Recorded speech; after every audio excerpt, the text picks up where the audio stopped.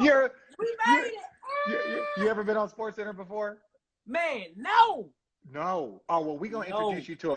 God, Well, no. oh. See, What's up, this is Jefferson? What's happening the with no. So this is the energy that I feel at times, man. I don't get all the time, so I'm excited. I'm excited to have this you? energy. Man, I'm that's what I'm excited to trying to have tell you, man. the I people. appreciate y'all for having me, bro. Yeah. Do you know what's so crazy, man? It's like you don't understand. It is a gift to have that type of energy every Yeah. day. You know what I'm You know saying? Like what? You know what? You just gotta be high of life, man. You gotta understand that you're blessed, and once you understand that you're blessed, how can you complain? yeah. It's like, dude, there's nothing to complain about. Look, everybody got something going on. Everybody You got a see what I'm story. saying? Everybody Everybody got a got story. something going on. You gotta always Everybody got a story. understand. You gotta always understand that somebody is want to be in your position. You Oh, feel what I'm oh saying? yes, And you gotta yes. understand, even though you going through something, somebody's going through something worse than you. You feel me? Far worse. So And you you know what's stay crazy? prayed up and stay working. And everybody wants to be in your position until they see what it takes to do what you do. Yes, Right? sir. Yes, Everybody sir. there say, okay, so look, man, we're gonna introduce you to the Sports Center crowd. Everybody, this is DC Young Fly. We saying what's up. Explain to me how you got the nickname DC Young Fly. Man, DC stand for an organization called the Crew. You dig what I'm saying? My Yeah. big brother R.P. Richard. It's a brotherhood that we formed together when we was in high school. My name Fly. So Mm-hmm. it's really when y'all say DC Young Fly, you saying the Crew Young Fly. Were you always the funny one? How did you get into comedy? Look, we know your energy is infectious. You know Right. that like the minute you walk into the room, people are like, Right. oh, here we go. See, Here it we all go. it all started like on Vine. My boy Fat and Paid, my boy Moneybag Mafia, US 2500. We was all had our own little team back then, and we was on Vine. And once Vine was like shutting down, we Yeah. switched. We switched over to Instagram, and then we just took over Instagram, and Instagram was just kept growing. And Yeah. then Instagram came wilding out. Then Almost Christmas, and then other TV shows, and then here we are today. But you know what but this is why I respected it. It was like, dog, y'all were huge on Vine. You were huge on Vine, and all of a sudden Vine moved. So you got to pivot. Success is not always a straight line. You But can't but sit you here. Go ahead. but you know what it was? It took our imagination from 6 seconds to 15. Yeah. So now we got a 9 extra seconds to even create from the 6 seconds. We were Yeah. more so like, thank you. You Yeah. feel what I'm saying? So we were like, bet. So we took it from the 6 seconds and went to Vine. And then once we just took over Vine, and Vine went from 15 seconds to 30 seconds. And then we got a whole minute. Then it was like, all right, we working with something. Yeah, you're working with something. But again, like that's what I respect. It was like, yo, Vine disappeared. People, 10-year-olds might not, 15-year-olds that love you might not even know about Vine, right? Because Vine ain't been around. They don't even know about Vine. But what you did is you used that to do this, to keep growing, to keep moving. Sir. And man, that's applaud. What was the transition like from doing like Instagram and doing Vines to then doing stand-up? At first the whole comedy transition was, different from me. You feel me? Mm-hmm. It's really my calling. You know what I'm saying? Mm-hmm. God directed me down this path, so I'm just being guided. You know what I'm saying? From my heavenly Father. You dig what I'm saying? So it was like once I took His guidance and started understanding that, once I started doing comedy, it started opening up more doors. You feel what I'm saying? So then it opened up to stand up, and this is the transition. From Instagram, you got your phone, right? You got your phone, and it's just you. It really just me and you on this interview, and everybody just me and you talking. In. Yeah, everybody just talking, but everybody just tuned in. They tuned in because of you, not because of me. They tuned in because Sports Center go crazy. They turned into Sports Center. They turned into Sports Center. When I had to transition from, okay, let me perfect what I do on the phone and go on to the stage, because these jokes on the phone and the jokes that's on the stage is totally different. You can't even really say stand-up jokes on the phone because you need a crowd.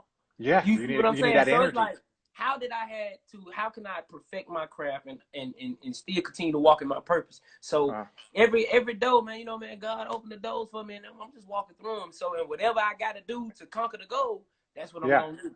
And that's all. So, but like you talked about the difference between being on a phone, the difference between telling jokes in person, even crowds, being in a different crowd. When you and I don't know these people. It's like, I don't know y'all. Like, I'm coming they in. Know like, you. I don't they know know y'all. you. They know you. And I gotta come in and make y'all laugh. But see, that's the thing, because even from the Instagram comedians, and we had to transition to stand up, we had a little bit more pressure. Because now we coming in with all this popularity, and not only are we here to make people laugh, but they like, you better make me laugh.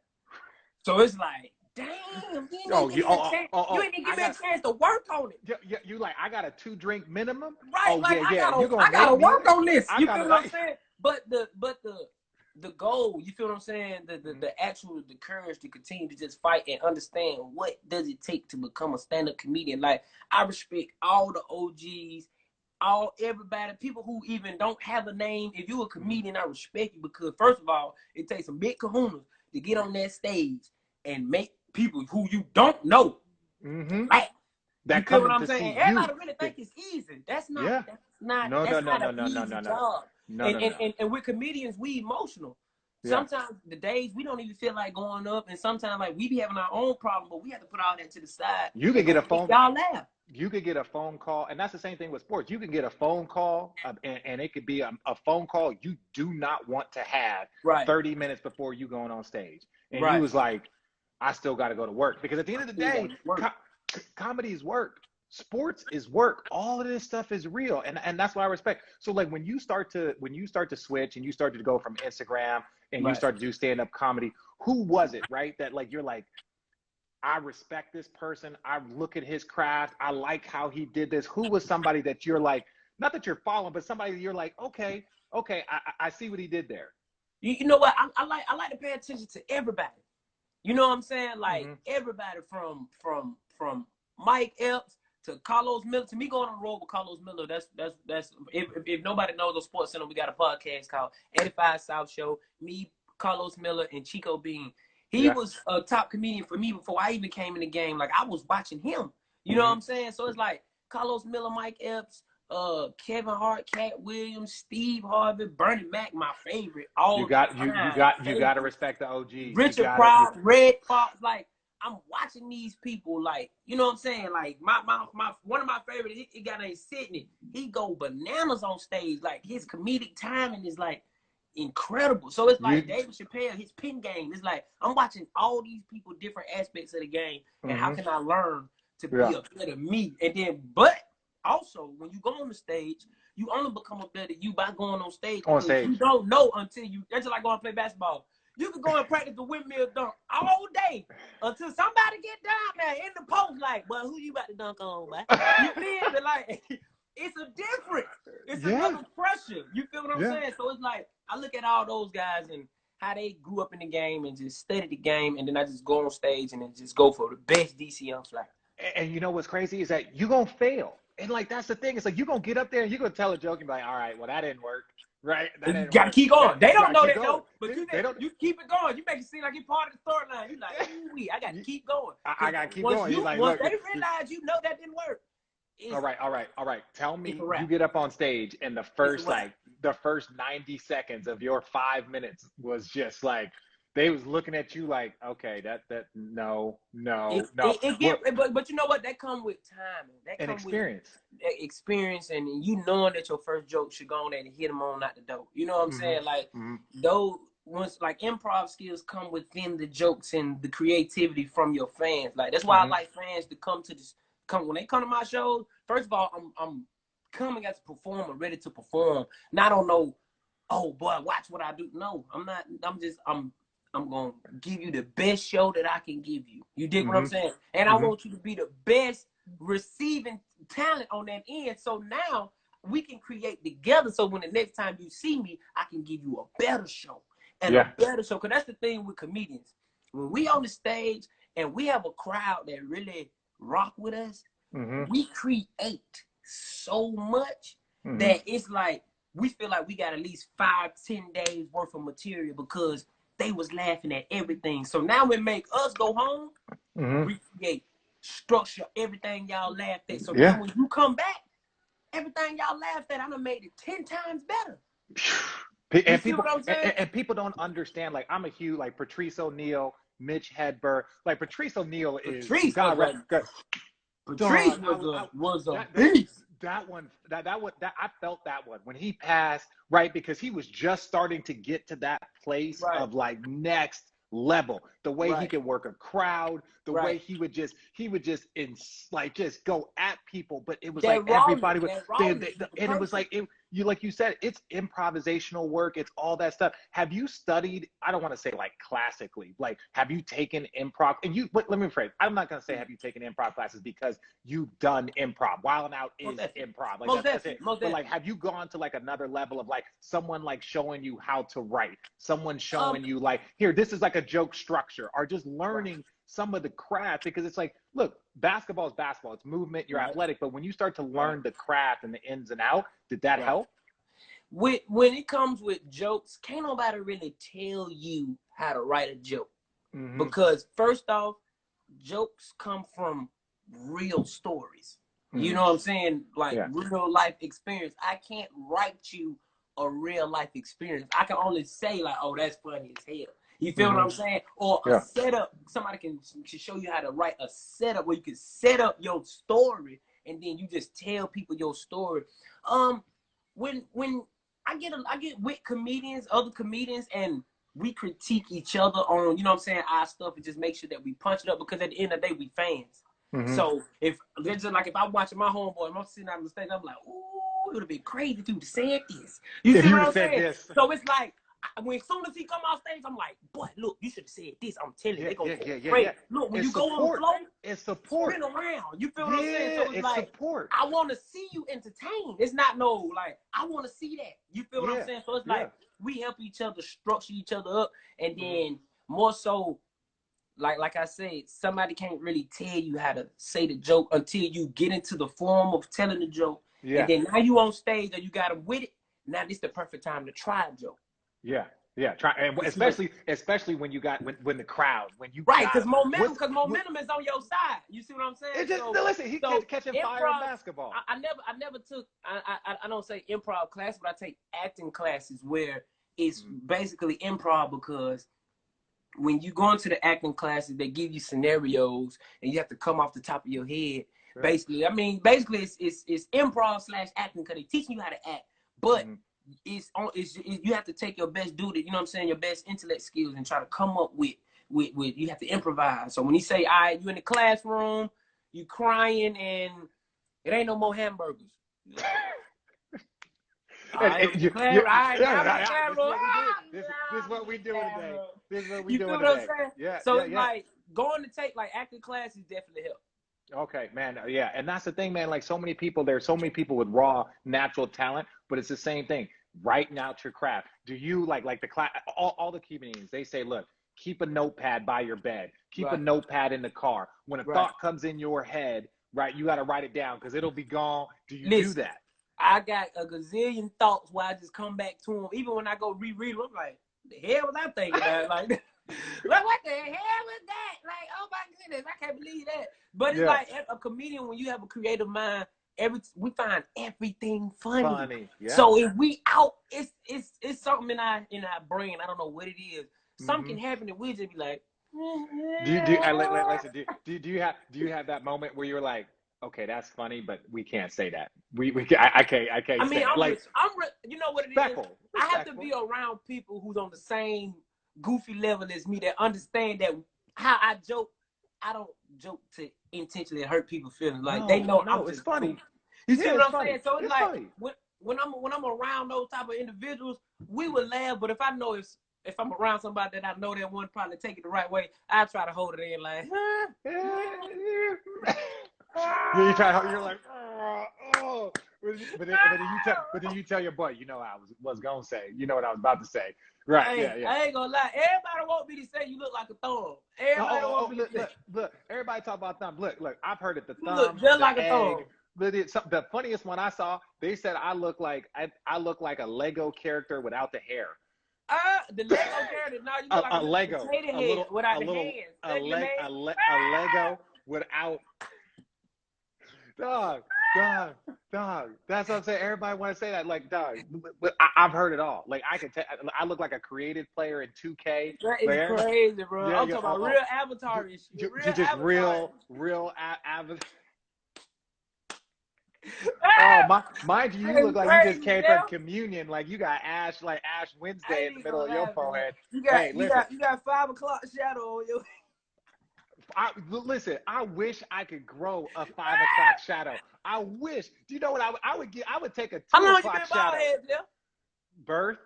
How long you been bald head? Since I was born. Dog, 21. At 21, dog. And so, like, look, I used to shave my head in college because I didn't have no money. And then I was at the league. It didn't start with a stress spot? No. You know what it was? I like, you know that camera from up top on the hoop, right? I had a little lineup, and I saw a picture, and I was like, damn, that don't look right. So I didn't do that low, take it like slow down. So you got that good Nigerian, that thick. Yeah, no, it's cool. No, it's cool. It's fine. I done laughed at LeBron so much. I got a little black spray right up in there. Oh, it's coming. I'm getting old, man. How old are you now? How old are you, DC? I'm 28. Oh, yeah. It's gonna get worse. It's gonna get worse before it gets better. Look, I'm scared. You should be, because listen, when you get bald, like all the different hair looks, like all the different, look, you see how your head is perfect and round. It fits your skull. Yes. Some people get bald and it's like you got a little skull. You got a Shane Battier head. You got them wrinkles. You got them hot dogs up there. You got one of them right there. They be having another mouth back there. I'm telling you, swipe a card through that thing. Oh, tell you, OG. Yo. Who is your favorite comedian of all time? I'm gonna hit you with some rapid fire before I let you get out here. Right now, favorite comedian of all time, Bernie Mac. If I could talk to anybody, if I could sit down, and I done had sit downs with Kevin Hart, Cat Williams, Mike Epps, D-Ray. You know what I'm saying? I done had them, and I take all their energy and everything they say in wisdom, and I swear on everything I use it.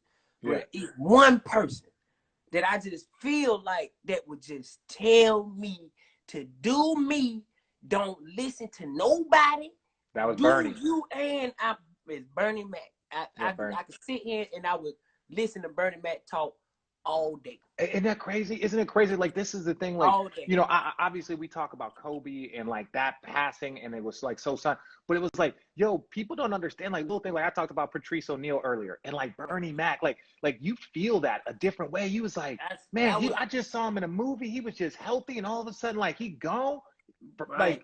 But it shows you, like, every day you just have to live at your best. You feel what I'm saying? Because you really never know. And out of everybody that I feel like that I want advice from, that I feel like it would have been like a Richard Pryor moment. Yeah. That would have been like a Richard Pryor moment where I'm like, Nick, you are the greatest. Like, okay. Well, who was you starstruck? Tell me somebody you were starstruck. I ain't even gonna lie. It ain't even no comedian. Who was she? What was her name? I was starstruck when I seen AI. Oh, AI? Oh, what? Man, come on. Yeah. Man, we was in the club, man. We was in the club, right? I'm chilling. I got the bottle, right? And it's crazy because AI was finna walk over. He walking over to say what's up. Speak to me. Yeah. Man, I see him out. Move. They go, AI, move. Y'all get out the way. Move. Man, when I said, bro. Lil Durk said the like same 40 times, like, bro. You are Michael Jordan, bro. Lil Durk said the same thing, man. All right. Which ATL team is going to bring the city a championship next? Y'all playing with me, right? Yeah. See, y'all ain't even have to hit that deep. Oh, we already got one, man. What that year? Our soccer team. What's our soccer team name? it's hanging in the wall. Listen, man. Okay, next question. Okay, I said next, not who won one. I said next. My bad. See, now it's okay. It's okay. My expectations for you were low, and you still disappointed me, even with low expectations. It's okay. Man. I was just trying to let you know that we champions. Sorry. Look, that's fine. That's fine. Sorry. What's your favorite food spot? What's your food spot in Atlanta? It's okay. Don't do me like that. You know I want the Falcons to win. Come on. I know. My boy Trey. You know my boy. I'm gonna say Trey. Okay. Trey. Okay. Atlanta hood spots, good food spot, Mr. Everything. Mr. Everything. Okay. Funniest story while working on set. Well, which set? Any set. How about this? Funniest things happen on set. The funniest thing that happened on set? Mm-hmm. Man, woo! I don't know if I can jab that story. Okay. Well, we're gonna have to talk offline then. Hey! All right. One athlete you would like to roast to his face, outside of me, of course. Outside of you, an athlete I would like to roast to his face. Yeah. Kevin Durant.